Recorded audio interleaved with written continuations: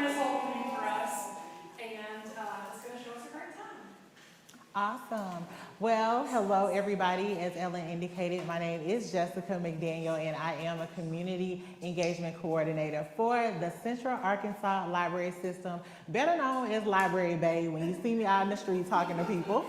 But I'm really excited about today, and I want to really thank all of you for coming out to fellowship and have a good time. I was just smiling because it's just such a vibe. Everybody seems so happy, and I hope that you meet someone tonight that you do not know in the spirit of making new friends. And so let's get into it. I'm going to say hey there to our guest speaker. Greetings to Danielle Bayard Jackson, who is a friendship expert, an educator, and author of Fighting for Our Friendships. And the byline, the rest, I've been saying Fighting for Our Friendships as I've been plugging this, but it is the science and art of conflicts and connections in women's relationships. Y'all wave and say hey to Danielle.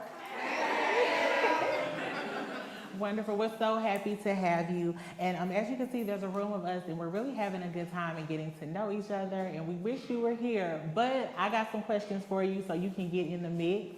And so let's get into it. So, what inspired you to write Fighting for Our Friendships? And was there a particular experience or observation that led you to explore this topic?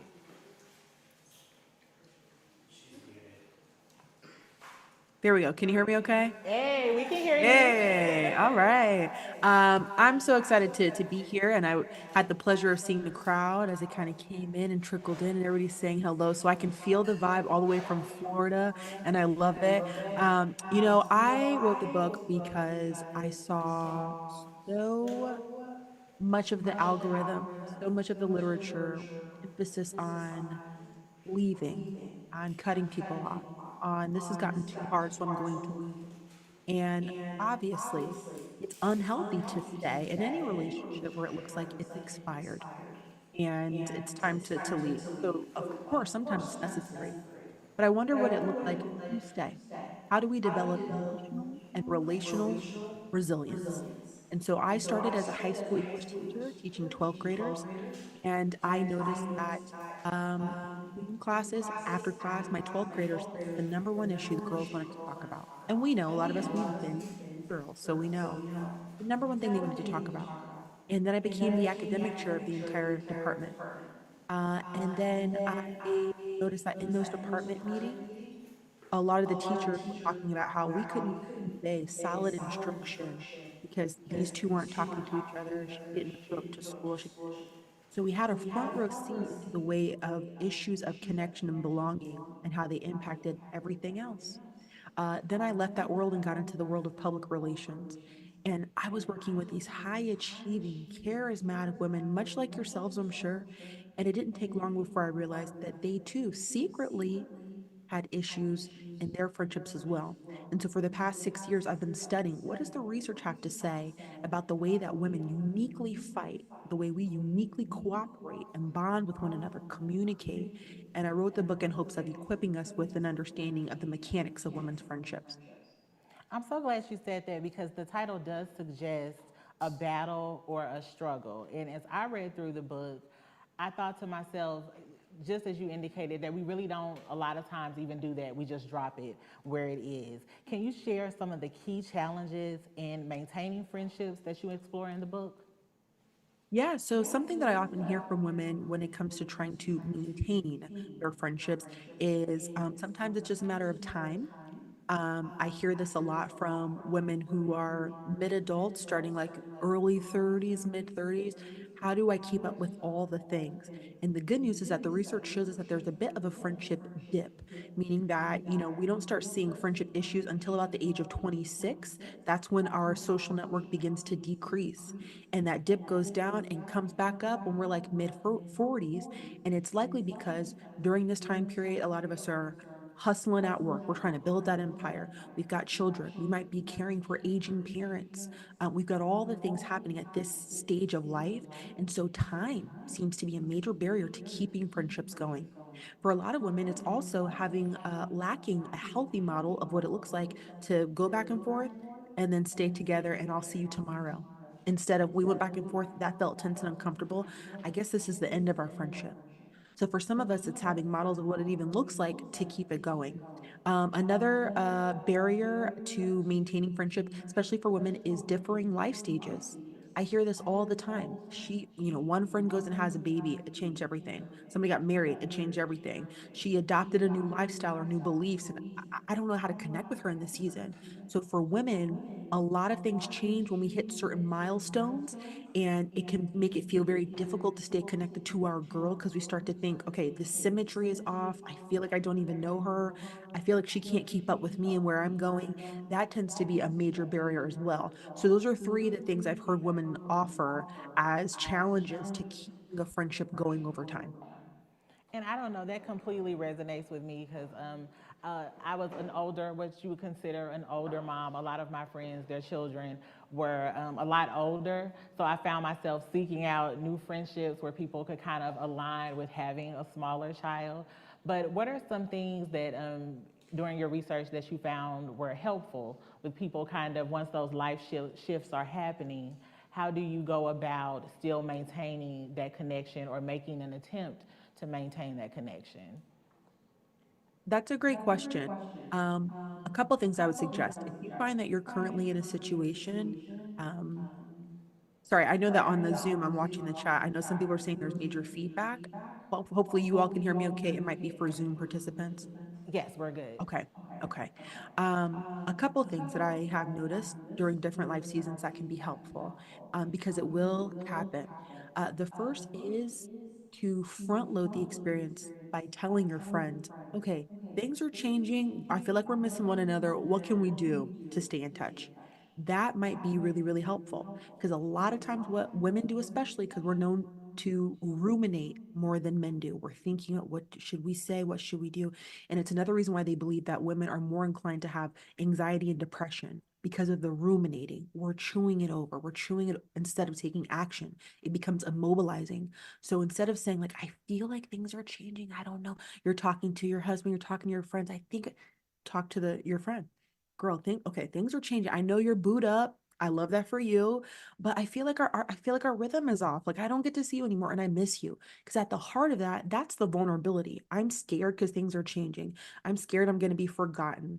I'm scared that I'm not going to be able to connect with you because I can't relate to this new life you have going on. I feel like I'm less interesting to you. At the heart of it, that vulnerability is there, but we mask it with other things. So step one would be to call out the elephant in the room. I feel like things are shifting, but it's important to me that we stay connected. What can we do? Can we do FaceTimes every Friday morning? Like, what can our thing be to keep connected? The second thing is to realize that you don't have to necessarily join her on her journey. A lot of women feel pressure to like adapt, or if it's not for you, it's not for you. But how can you guys create new memories? A lot of times we feel disappointed because we can only compare how different things have become. They're not like they used to be. In college, it was so much easier. Before she got booed up, it was so much easier. And that might be true, but give yourself some grace. Y'all have never been friends like this before. We've never been friends with one of us having a baby to be accountable to. We've never been friends with you having to check in with a romantic partner to see if it's cool to go out late on Friday night. We've never had experience like this before. And so to say, okay, things weren't like they were before, I'm going to give us some grace and patience, but how can we develop new memories? So a lot of times we yearn for what we used to have, and then we're perpetually dissatisfied because it's not the same. And I know this is not very comforting, but it might not be that way again. And so, how do we generate new memories? Have we always said we wanted to go to this place or this music festival or this? But let's do that together now and create some new rhythms in our lives. And I think those are two tangible things to stay connected when you feel yourself separating is to front load it with missing her. And what can we do to stay connected? And then figuring out ways to generate a new feel for the friendship instead of being so disheartened by the fact that it's not like it was in the before times. Those two things can be helpful. I think those are really great ideas because even who all has had an experience like that? The booed up resonated. That one hit because when you're used to being with your girlfriend and y'all are staying out till like 1:32 a.m. If you like me, you can go because I can go. 1:32 a.m. and then it's like, oh, well, it's 12:30 and they're trying to scoot off home. You're just side eyeing them like, I know why you're trying to go home, and I don't like it. So those are really great ideas. I absolutely love them. How do you think modern culture, including social media and busy lifestyles, have impacted the way we form and maintain our friendships? Yeah, so I know that, it's normal to point to social media as the root of all of our ails, and there are some positive things that have come from social and some negatives. Some things that I've seen, I'm sure you all have seen too. Um, there's a theory in the research called the rich get richer theory with regard to social media. And the idea is that people who already have, they're rich, they already have a thriving social network, thriving social skills, they're charismatic. The idea is that social media helps them even more because they're using it in a way to share what the plans are for this weekend, to meet new friends, and then meet up in real life. So it's almost like social media helps the rich get richer. But they're saying that people who lack social skills, they lack relationships. Sometimes social media makes the poor get poorer, socially poor. So you're using it in place of going out in real life. You're using it to send fire emojis to your friends on their stories instead of being like, can you get together in person on Saturday night? People who have not developed strong social skills find solace in being digital. So we have to look for, well, how am I using it, social media? Is it helping to enrich and amplify my in real life connections? Or is it beginning to replace and diminish my in real life, connections? I think that's one big question. So I don't think it's social media, it's how we're using it. Um, I've also seen ways where recently I work with a client, and she was telling me that she was off social media for 2 years, and she felt like, she kind of was out of the loop or whatever it is, young lady. And she said that when she finally got back on, she found herself getting frustrated because she was noticing that friends were going to coffee without her. Now she's aware. She didn't even know before. She saw friends commenting on another friend's post and then got frustrated because she's like, you guys told me that you can't stand her. Why are you commenting on her post? That's so fake. Like it introduced her and increased her awareness to things that before she didn't even have on her radar. But now it brought a new thing into the mix, right? So we have to know ourselves. If you're already leaning toward anxious, do you find yourself stressing when you see pictures of people going out doing things without you? It might not be helpful. Do you find yourself feeling like you already caught up with a friend and what she's got going on because you saw her post? Because a lot of us can attest, myself included, to posting positive things, but my friends don't know things I'm going through with my marriage. I'm not going to post about being overwhelmed as a mom this week. So do you really know what's going on as a friend, or have you allowed social media to make you think, oh, she must be doing okay, right? So is social media being helpful? I've seen some women generate entire stories because a friend posts something and you're like trying to read the subtext. Was that aimed at me? What does she mean by that? So ask yourself, what's your relationship like with social media? And is it amplifying and enhancing your in real life relationships? Or do you find that it's making it easier to hide and isolate? And I think that's something that we all can attest to. For some reason, when I see my friends on social media, I do, especially ones that we don't live as close in proximity. I'll be like, oh, well, they're good. I see their baby growing up. And I think to myself, we used to talk on the phone a lot, but now with social media, I'm like, I hit that like, and I'm like, you're good. Now, tonight, I'm thinking of a list of people that I might need to call and check on. After you said that, because seriously, I'm thinking of so many phone conversations, long conversations I've had with people to where we don't really talk on the phone anymore. I think that we see each other on socials and hit the heart and keep it moving. So that's something to think about. Who all got a list in here they need to call when they leave? Raise your hands. Don't be shy.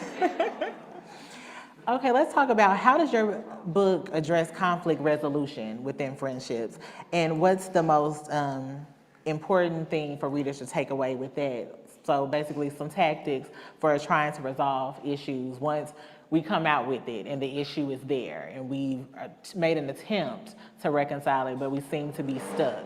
So, what are some things that would probably help with resolving it? It's a great question. And I really like that you use the word stuck. Here's something that I've noticed, and let me know if you all have been through this as well. But from working with women for more than a decade now, something I've noticed is we have the tension, maybe we resolve it, and really by resolve we mean like we addressed it, but there's that awkward period afterwards where you're still aware that it was awkward, and You're trying to be cool and operate from muscle memory, but you still know that she might be upset about the thing. It feels awkward. A lot of us don't make it through the awkward stage. It's so awkward and uncomfortable, and it's not like it was before that we start to withdraw. We initiate a little less, the texts go down to one word, and then a year later people are like, what happened with you two? Oh, I don't know. We weren't able to recover. And there's an episode, I mentioned this in the book, but there's an episode of the show Insecure, and during season 4, I think it was, Molly and Issa like have their whole blow up. These are the two main characters for those who aren't familiar. They have a huge blow up and they were best friends. And at one point, Issa asked Kelly, who's like one of their mutual friends, she said, how did you and your best friend get back after you guys had your awkward season? How did you come back? And she said, girl, you got to be fake back before you're back. And I know sometimes we're like, oh, I know sometimes we hear the word fake and we're like, I don't want to be fake. But she's saying, like, I still feel a little ways about what we went through, but what are you doing tomorrow? What time can I pick you up? What time are we going to that thing next month? How do I stay in this with you, even though it feels uncomfortable because you're my girl, and trust that we're going to circle back to being comfortable? But for a lot of us, it feels so awkward after we address the thing and we want to avoid the discomfort. And that means withdraw and pull back. And it's hard sometimes to recover from that. So, a couple tangibles. The first thing I would say is it is normal to have conflict with your friends.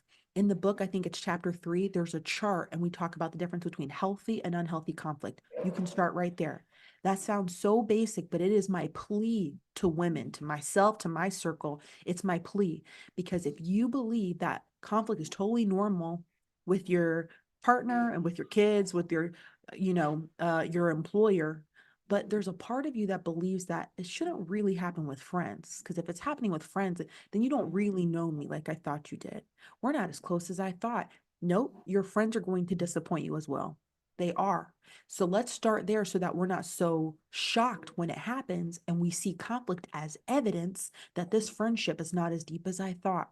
It's normal. And it's not fair to expect that a woman, she should just know. She's a woman, like she should know why I'm upset. I shouldn't have to say it. We do that a lot, and that's not fair. She needs the data on how to love you well. If she's saying something that makes you uncomfortable, let her know. She has this habit that makes you feel some kind of, let her know. So some of it is on us to say, girl, what did you mean by what you said last night? Because I was confused. Help me out, right? It's playful, but I'm still facilitating a moment for you to make it plain to me before I start generating some stories in my head that start to pull me away from you. So acknowledging things as quickly as possible, extending the benefit of the doubt. If this is your girl, assume that she meant well instead of, I think that was shade. Assume she meant no harm. Bring it to the light as quickly as possible and try your best to move your feet moving forward instead of staying stuck in the tension of the disagreement. Those things can be really helpful in terms of moving forward. I love the idea of tangibles because a lot of times people tell you things that they think you know, but I like tangible advice. And to me, those are things that I can see myself applying to my relationships with my friends because I will be honest, most of the time I think, yeah, you're a woman. Like, you're supposed to get it. The guys, they don't get it. We're not even going to go into that. But I look at my friends like they're supposed to understand. Like, you're supposed to just automatically know what I'm needing or what's going on with me. And that's not always the case. So we always use the words giving each other grace a lot, but I think with women, we're so used to doing so many things that we just think, hey, it's supposed to be such an even flow. So are there any personal stories or anecdotes that you shared in the book that were particularly difficult or emotional to write about? The intro about your roommate had me cracking up. There was in the intro of the book, she talks about how when she got ready to write the book, that she was thinking her college roommate was gonna be like, "Girl, please, like not you," and it was so funny. So, were there any things in the book that were particularly hard for you to dig through as an author? Yeah, all of them. All of them. Yeah. Uh, I don't know how it started, and I've really been thinking about this, but I wonder if it started because, when I was a high school teacher, I was a relatively young teacher teaching seniors. So I feel like since I started my career, I made a really intentional effort to separate and be serious so people take me seriously. And I've been really exploring that. And I think it's worked against me lately because I'm human too. And I've so wanted people to take me seriously and to believe the research I'm sharing. And, when I started as a friendship coach, I got a lot of like, girl, okay, is that a real job? So I found myself overcompensating, and not wanting to share certain stories because I would always say, oh, it's not about me. It's about you. And so when I first wrote the first draft of the manuscript, I shared it with a friend who we used to teach together. And she said, okay, it was good. It was very informative. But I don't see you in it at all. There were no personal stories. And I was like, well, yeah, because it's not about me, and she's like, no, but you have to share about yourself. And so I had to go and rewrite it and write in those stories about myself because I didn't want people to see my mess and have it discredit what I knew intellectually. I didn't want people to say, well, I can't take her seriously because look at her. And I just thought that's not me operating in total freedom, because freedom is I am on the journey with you. Even right now, I'm trying to still figure things out and navigate with my friends, right? And so, with that introduction, I wrote about how I had a friend, and she was my maid of honor, and I was in her wedding, and things just faded. There was no blow up, but things just faded. And we hadn't talked in 4 years. And I always have thought like, oh my gosh, here I am writing this book and I don't even talk to her. And I didn't feel good about it. And sometimes I think if she sees my name on stuff or in the media, she's probably rolling her eyes like, you're such a faker, right? And it feels like really hypocritical. The update to that is, the book came out in May, but last October, I really felt convicted about it. And I sent her an email and I said, I know we haven't spoken in 4 years and I'm not quite sure what happened. And if there's anything I said or did to contribute to you feeling distant from me, I apologize. I want to just thank you for being my friend for the time that we were friends. And I'm just writing this to let you know that I think about you often. I hope you're doing well. And she wrote me back and said, you're talking about our friendship in past tense, but I'd totally be open to learning Danielle now, who you are now, who are you now? And I have goosebumps just thinking about it. We had our first conversation in 4 years a couple months ago, and we just put it all out there. Well, I thought you felt this way, and I was wrong for that. And we're cool. We text, every now and then, Yeah. but I'm just so glad I did. And so I guess bringing that up, I just want to say that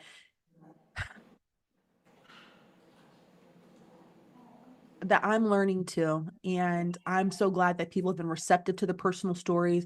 I put something in there about, smoking weed, and I got, very faith-based parents. And I was like, oh my God, my dad's gonna know. My dad's gonna know. This is awful. But I just wanted to show like I've made my mistakes. I am making mistakes present tense. But one thing that's helped me is doing this research, talking to women like yourself, hearing different stories. It has given me more courage. I feel very bold in my friendships because of what I'm reading with the research about resilience. I feel brave to pursue a woman who I think is interesting. I feel brave to say hello to somebody. And if she's not feeling it, whatever, I'm a connector. That's who I am. I feel brave to apologize instead of feeling like I need to preserve my ego. I feel brave to say, you know what, that wasn't right. And I'm sorry I said that. I'm feeling tense right now. I feel a new courage as I age and as I learn, and I think my friendships are better for it. Well, big ups to your homegirl who read the draft because honestly, the personal parts of it were my favorite. It made it really seem like I was taking a peek into why you wanted to do this and your own struggles. I could see my struggles in them. So definitely kudos to homegirl because she really hooked you up with that, with adding the personal, because I think it made it very special.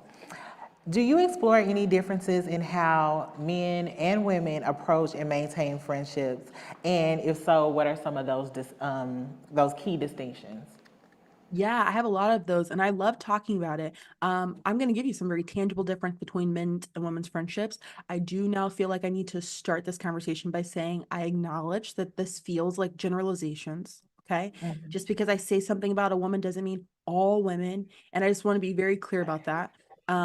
But I will stand very firm, 10 toes down. It's from the research. This is not Danielle's opinion. The research continues to find the same things about tendencies that we have. Okay. Maybe if you go to a different country, men culturally are having the freedom to do other things. But for men and women in the West, there are certain tendencies that emerge when we gather. Let me just start with that, okay? Because people come for me in the email, and I'm like, girl, okay. Um, so there's a couple things. The first is women's friendships are deeper but more fragile. And what I mean by that is our friendships have more platonic intimacy, but they dissolve at a higher rate than men's. Now, this is where you might be tempted to say, oh, well, I guess because women are petty, because women are. No, no. Think about it this way.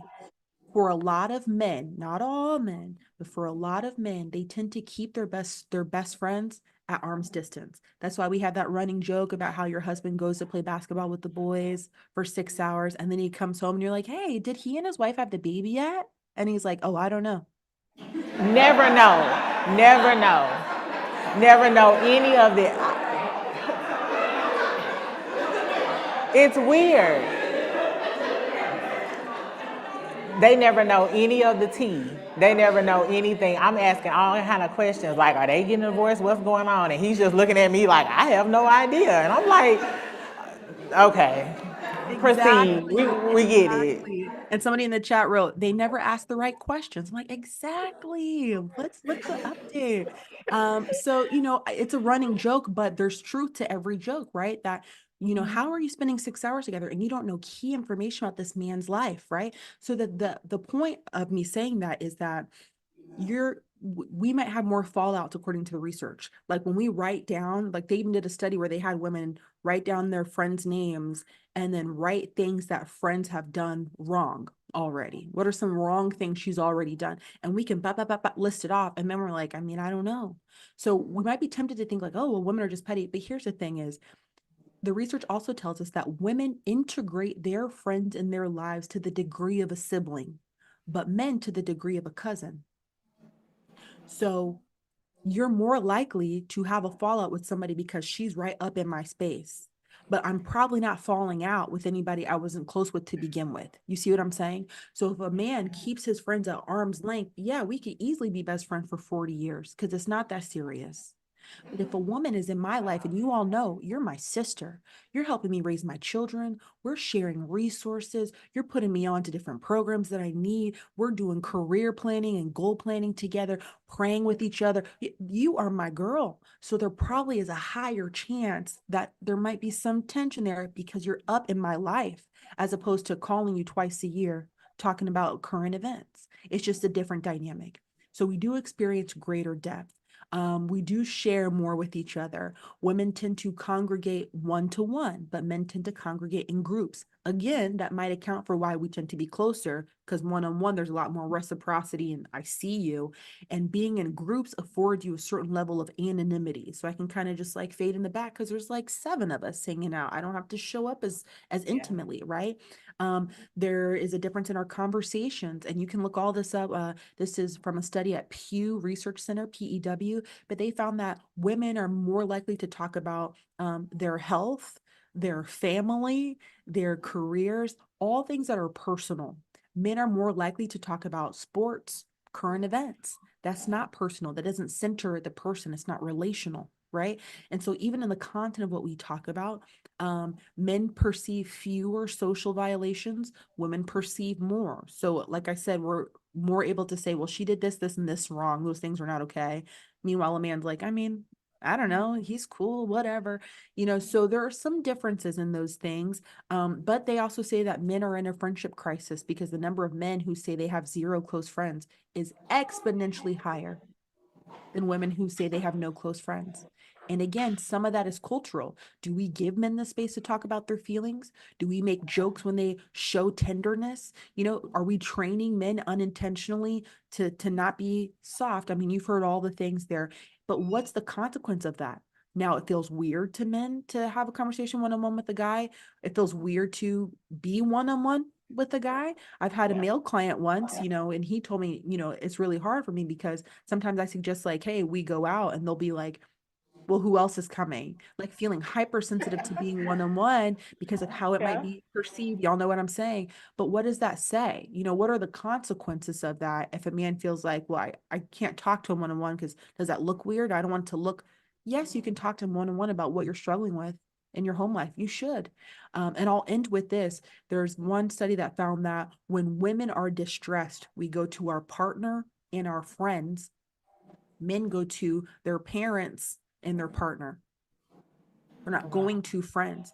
But the result of that is women are doing a lot of emotional labor because I'm showing up for my kids. I'm showing up for my girls when they Everybody. come to me. I'm showing up for the husband when he comes to me because he won't go to his friends. Right. So there's consequences of us not creating a space where men feel free to share their trials and their hardships with other men in a safe way, and that's okay. So some of it's cultural as well. I do believe that because it's funny. My husband always jokes with me, but I mean, I could be in a line at a grocery store and I'll meet another lady and we'll walk out together talking. And he's like, "Who's that?" I'm like, "Well, I don't know. I just met her. Her name's Miss Brown. She has a colonoscopy next Tuesday." Because we've had an in-depth conversation while we were waiting in line because I don't know. We just smiled at each other and it got personal.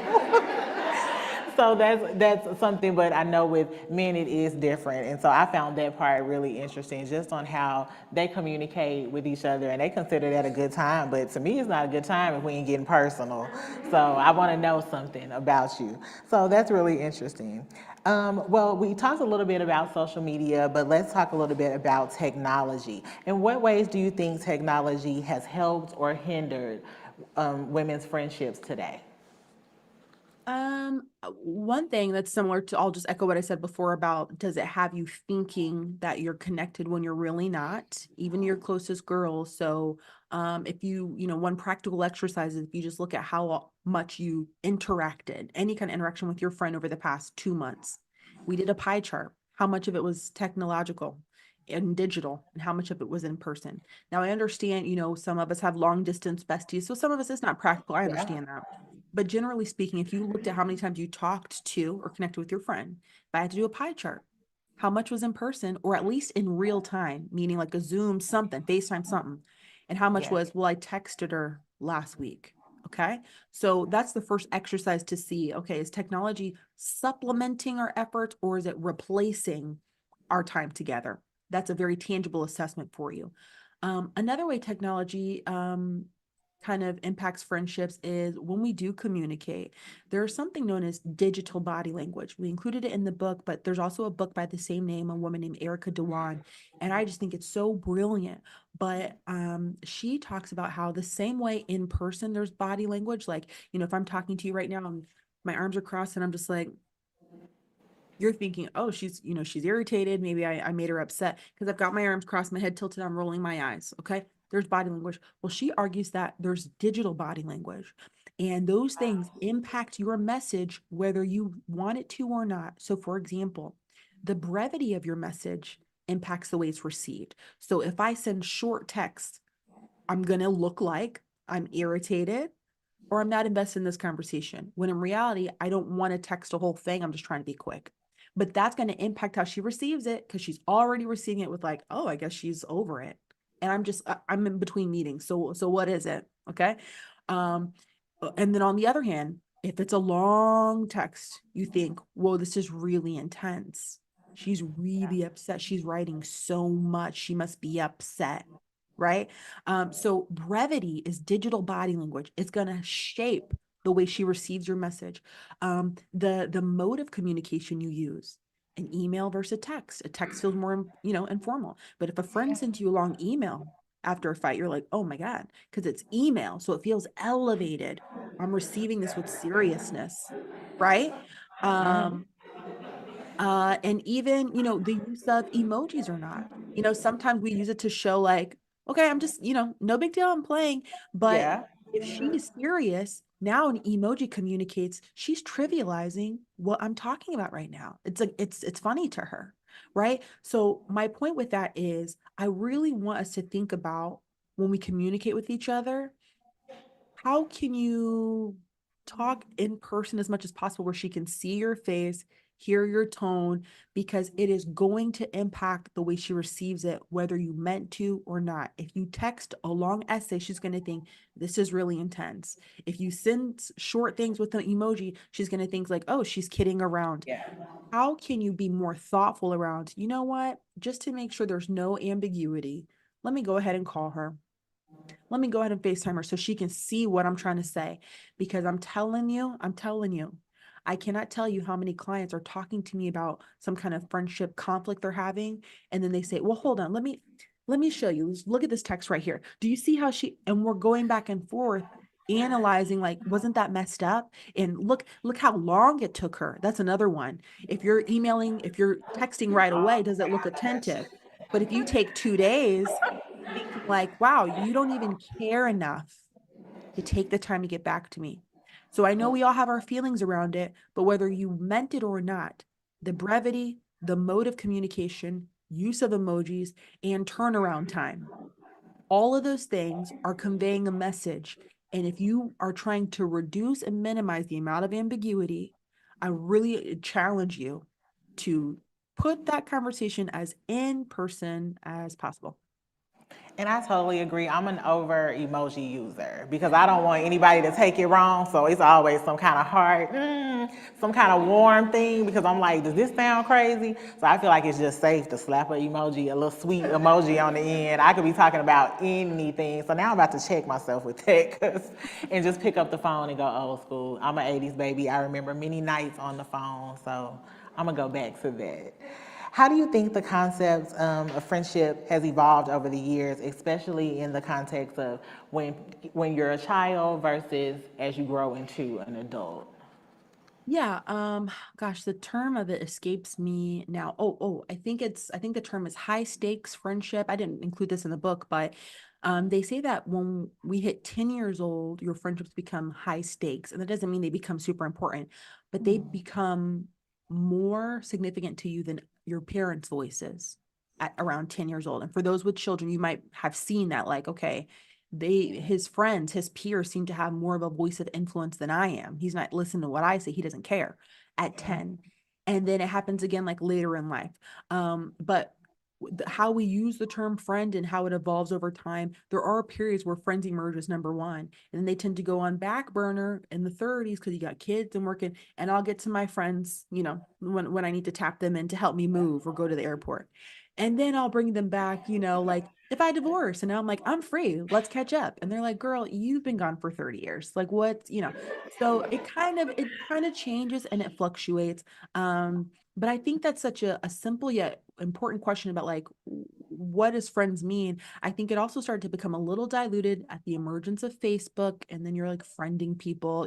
So now what does friend even mean? And I know we all use it differently, but I do like defining it because we're all walking around using the same language but having different conversations. So do you use friend to mean like somebody you know? Do you reserve that word for, like, okay, girls who are really really tight? I know for me, I tend to use it as like with an adjectives to contextualize it. So I'll say, oh yeah, she's a gym friend. Oh yeah, one of my mom friends, to kind of show like she's my buddy in this context. But I reserve friend for, like, oh my gosh, that's like my girl. So we all have our different definitions of how we use the word.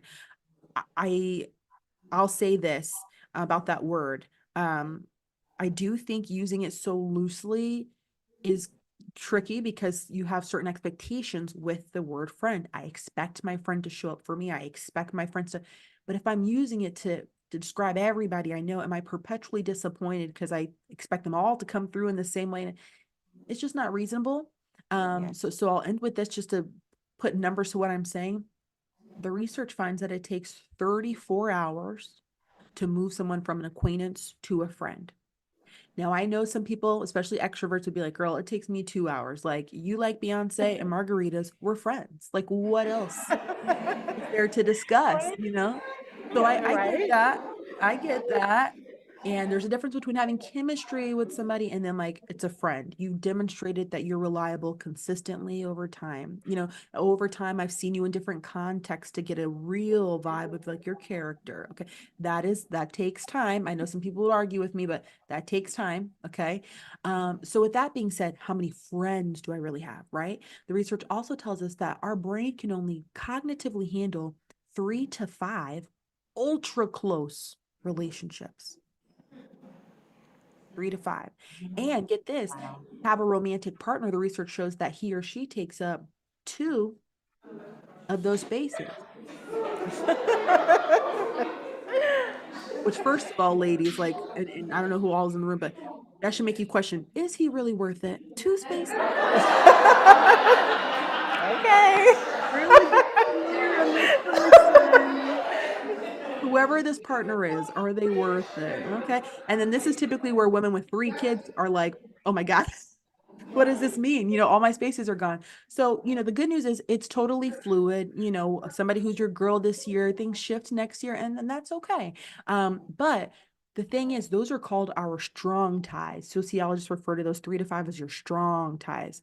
But you need your weak ties too. So those are people who you're not really close, but yeah, they're cool. Like, you know who they are and Cool. you enjoy them. And whenever we talk, like, yeah, boost my mood a little bit. You need those two. The research shows that you're more likely to get a jab from somebody who's one of your weak ties as opposed to somebody in your Wow. tight circle because they've got one foot in your world and one foot in a whole other world. Because you and your close friends, y'all probably in the same spaces. So you need weak ties too. So when we use the word friend, it's okay to have different tiers of that. The people who are your people, and the people who you're like kind of connected with. So the reason I bring that up, and not to go off topic, but that use of the word friend, it's okay to have tiers. It's okay to have people who are like your tight friends and people who you're kind of cool with. But the research shows you need all of those layers and that relational diversity. You need all of it for your health and happiness. So think about how you use the word, but it's okay to have different tiers. I like that. I like levels to things. I feel like it balances out in the grand scheme of everything. I want to give them chances to answer questions, and I'm having fun. I don't know where we're at on time, Ellen. Is it the question time? Okay, so we'll go into question time. Does anybody have any questions first? Come on up. So, come on up so Danielle can hear you.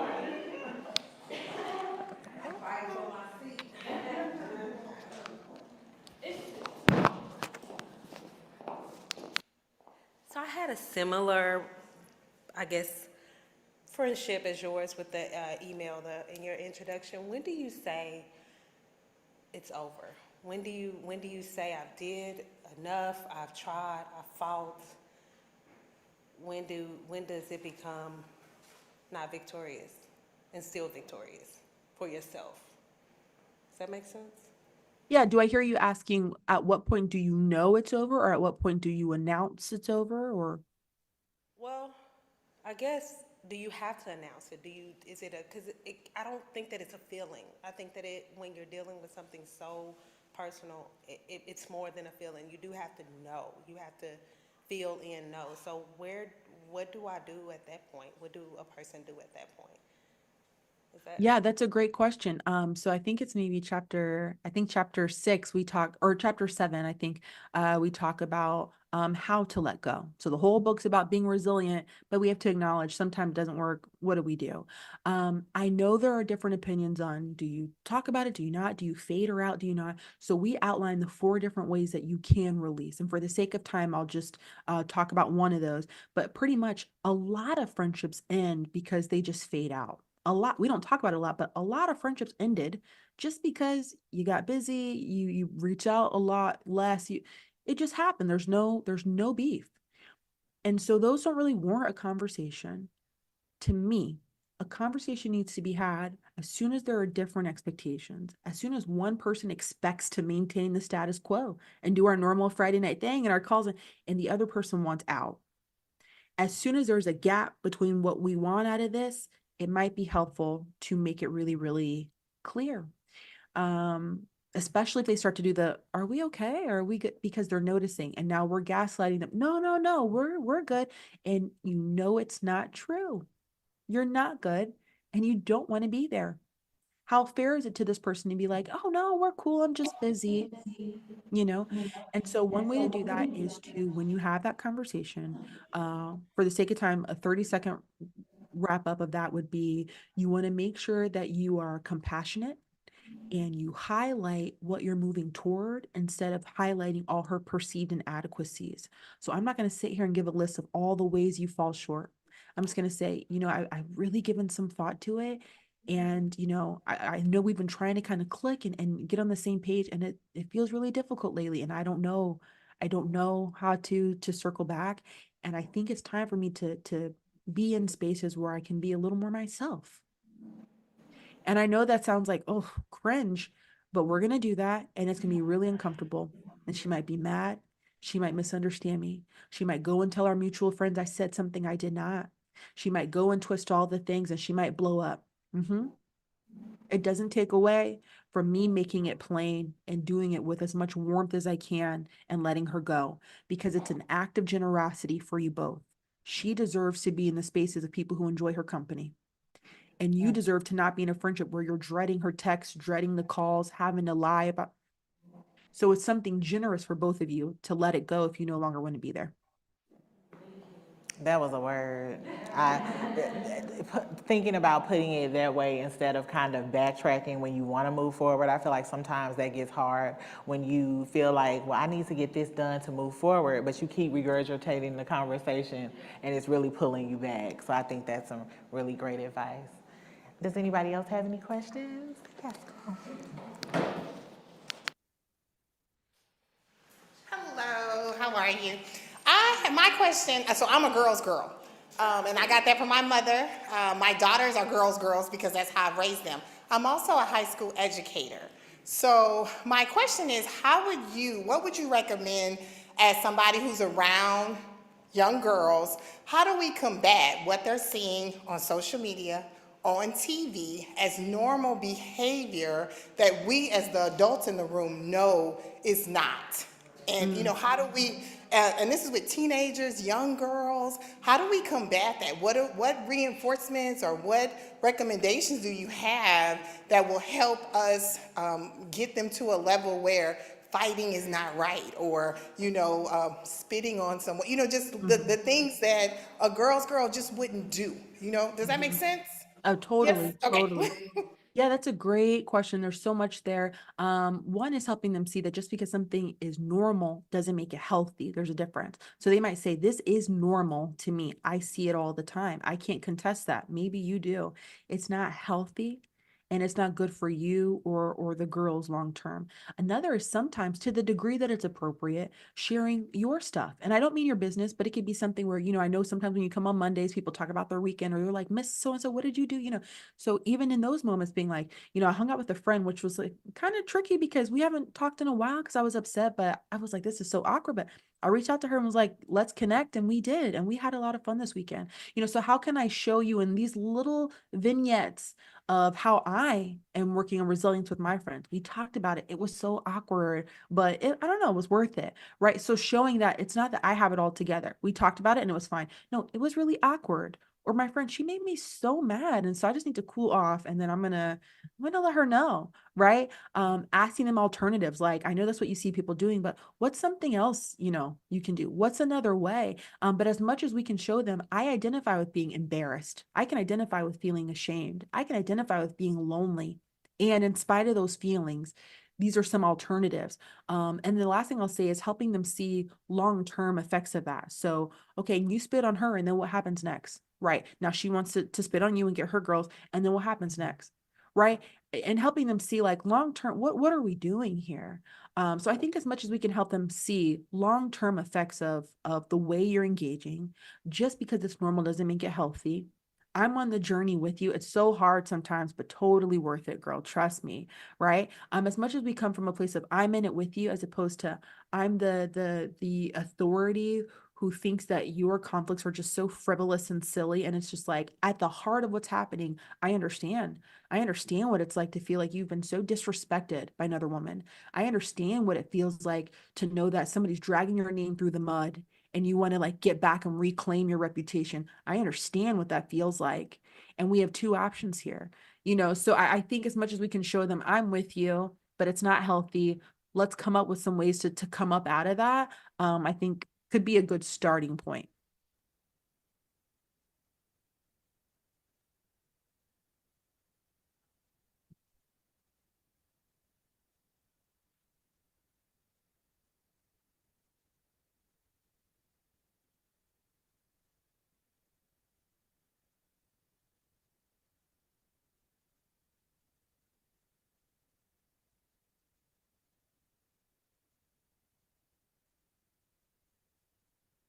I don't know if you can hear me, but I can't hear your audio. Sorry, I had to. Oh, there we go. I was reading for the room the question in the chat from Charmaine, where she describes the situation and then sort of asks what you think that means. Can you see that in the chat? Do you mind repeating the question? I wasn't, or does someone mind repeating? I wasn't able to hear quite clearly. Okay. Um, it says, I had a few friends come to me and ask me, are we real friends? And my reply was, yes, we are real friends. However, I felt some way about this question ever since. What does this mean? I think she's asking, are we real friends? What does that mean? Okay. Oh, I see what you're saying. You're reading something from the chat. Okay, a person said, I had some friends ask me, are we real friends? My reply was, yes, we're real friends, but I feel some way about this question. I'm not quite sure. I feel like I'm lacking a little bit of information. Like I feel some way about this question. You feel some way because of what, but I'll say this to close, and hopefully this helps, is in the book on chapter 2, I present for the first time a framework. It's called the 3 affinities of female friendship. And the idea is that based on the research, there are 3 things that bring women together. And I'm about to tell you what they are. If one woman feels like there's a violation in any one of these 3 areas, there's going to be conflict. The 3 things that bring women close are symmetry, secrecy, and support. And this is in response to this person's question. I'm responding. I don't want her to think I'm not listening. Symmetry, secrecy, and support. Men value these things too, but women prioritize them. So symmetry means feelings of symmetry, sameness, balance, reciprocity, very important to women. Very important. Balance. Things are fair and we are equals. Very important. As soon as it feels like somebody's trying to emerge as being better, that's not okay. But men, they roast each other all the time. They poke fun. We're not poking fun to bond. Okay? We're not playing. Okay? We don't do that. So egalitarianism, which is a fancy word of we're equal, we're the same, we're similar, very important. That's symmetry. Support. The number one thing, according to the research, that women look for in their same-sex friendships is emotional support, which makes sense. The problem becomes we don't often tell each other what that looks like. We assume you should know. Think about how many conflicts emerge from I'm not going to say it because you should know. So I'm penalizing you for it, but also not articulating it to you. It's a paradox. Okay. And then finally, secrecy. Now, this doesn't mean like literal secrets, but the essence of that. Feeling like we are in this mutually exclusive vault and we share, because sharing is the glue of women's friendships. It's the glue. If I'm sharing and you're not, that's a problem. Right? If I share with you and you take my share outside the vault, that's a problem. Sharing is our glue. As soon as one of the friends perceives that somebody broke one of these 3 things, there's conflict. So to this woman who says, she asked me if we're real friends and I felt some kind of way about that, I'm not quite sure what that means. I feel like I'm missing a little bit of information here. Like, what does feel some way mean? But I'll just say one way to help you begin to reconcile that is, which one of these 3 domains do you feel was violated? Why do you feel upset? Because hopefully being able to identify it gives you some direction for knowing how to start getting back into harmony with one another, right? So which of these 3 things feels like the violation? And hopefully knowing that helps me know, okay, that's where I need to go to redeem or restore the tension that I feel with you. But if I were you, I would say, try not to ruminate about it, bring it from here to here, before you just begin generating stories that makes it harder and harder to reconcile. Awesome. Thank you so much. Danielle, this has been a really great conversation. I don't know about the ladies in the room, but I definitely learned something tonight. And if you don't have the book, I highly suggest you get it. I'm so excited because a lot of people ask me about it. And Ms. Hearn is here from Pyramid Bookstore, and she has plenty of them out there for y'all to purchase. So I'm so happy about that because so many of you asked me that when you walked in the room. So make sure that you stop by and do that. But Danielle, thank you so much. I enjoyed the book thoroughly. It was very personal, and the word tangible, it was very tangible in regard to how that we fight for our friendships because they are important. So let's pick it up and let's all give Danielle a wave. Thank you so much for your time. We had an amazing evening, and we're gonna continue to sip a few cocktails and have a little fun.